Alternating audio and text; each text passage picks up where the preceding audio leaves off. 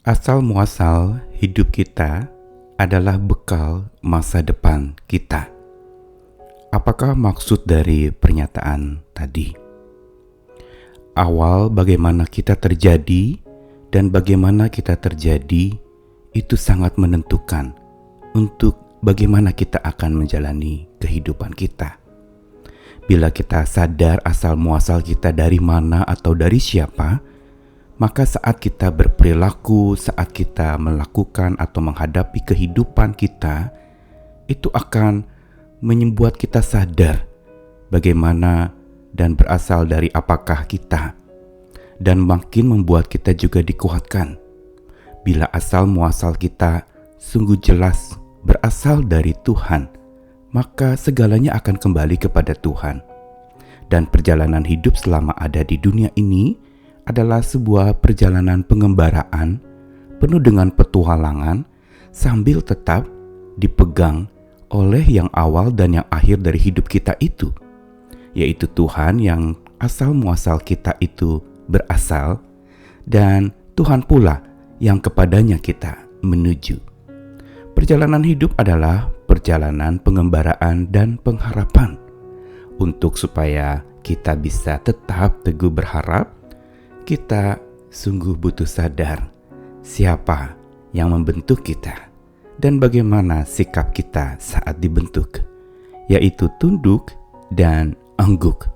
Saya Nikolas Kurniawan menemani di dalam Sabda Tuhan hari ini lagi dari Kitab Yesaya, kali ini pasal 44, beberapa ayatnya yang akan dibacakan.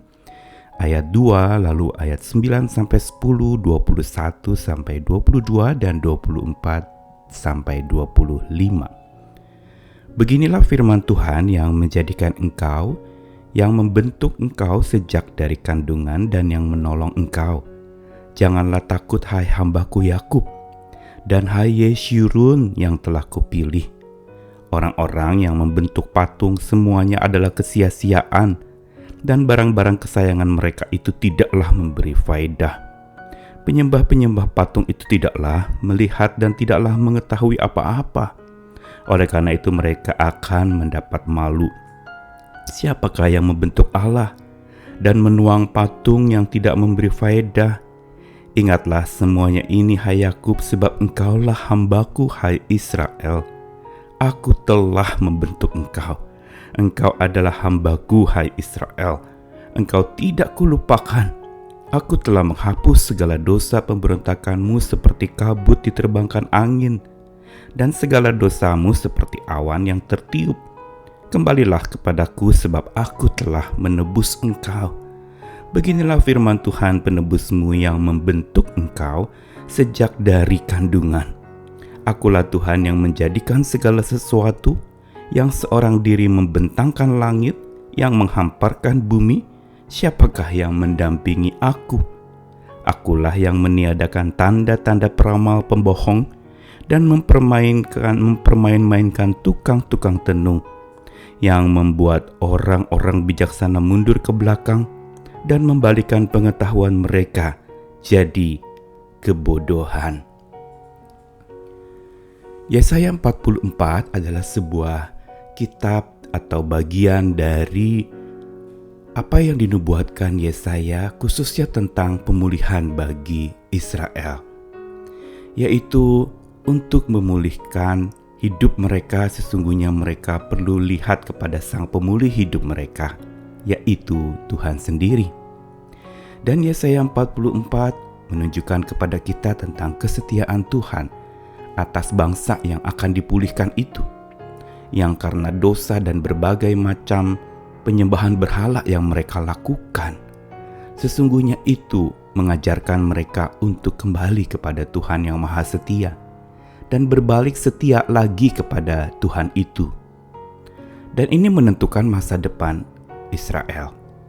Bahkan lebih jauh lagi, Tuhan berkata lewat Yesaya bahwa bukan saja bagaimana mereka dipilih, tetapi Tuhanlah yang membentuk mereka. Inilah yang berulang kali disebutkan di dalam Yesaya 44 dalam bacaan-bacaan di beberapa ayat tadi. Bukankah dikatakan beginilah firman Tuhan yang menjadikan dan membentuk engkau sejak dari kandungan dan yang menolong engkau. Tuhan membentuk kita berarti asal muasal kita adalah daripadanya.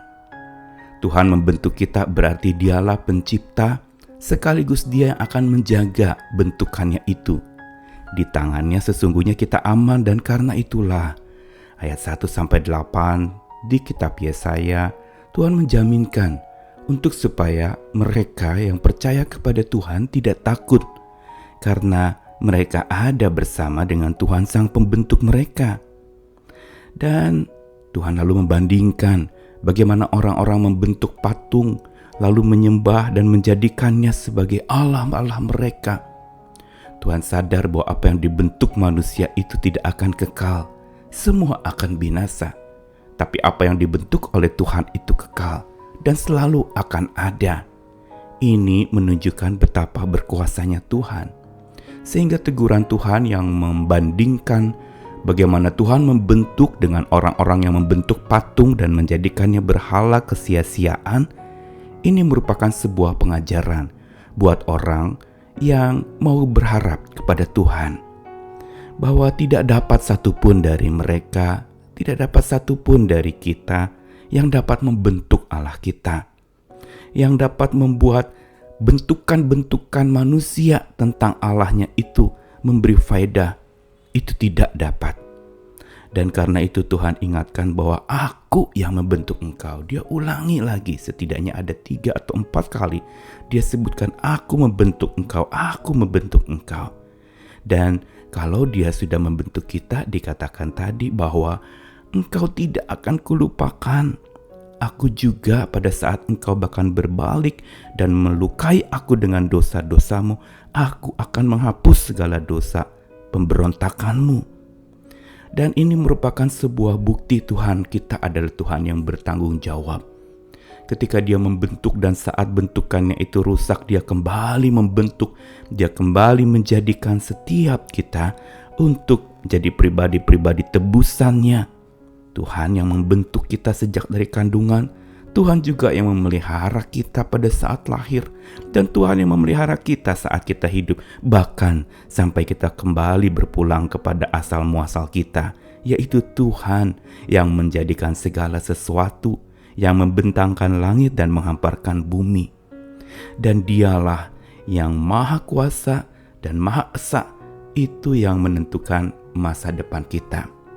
Karenanya taruhlah pengharapan kita kepadanya. Karena pengharapan yang digenapi Tuhan itu adalah hanya bagi orang yang sadar bahwa dirinya dibentuk oleh Tuhan.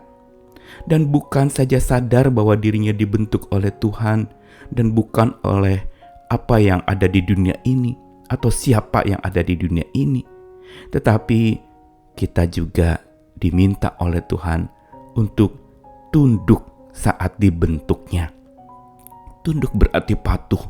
Apa yang Tuhan rancangkan bukan rancangan kecelakaan tapi damai sejahtera.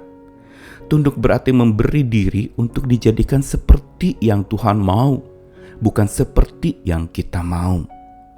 Dan bukan tunduk saja yang dibutuhkan saat kita dibentuk oleh Tuhan dalam masa-masa penantian dan pengharapan ini, tetapi Tuhan juga meminta kita, sebagaimana Dia ingatkan kepada bangsa pilihannya, untuk selalu angguk mengiyakan cara Tuhan membentuk.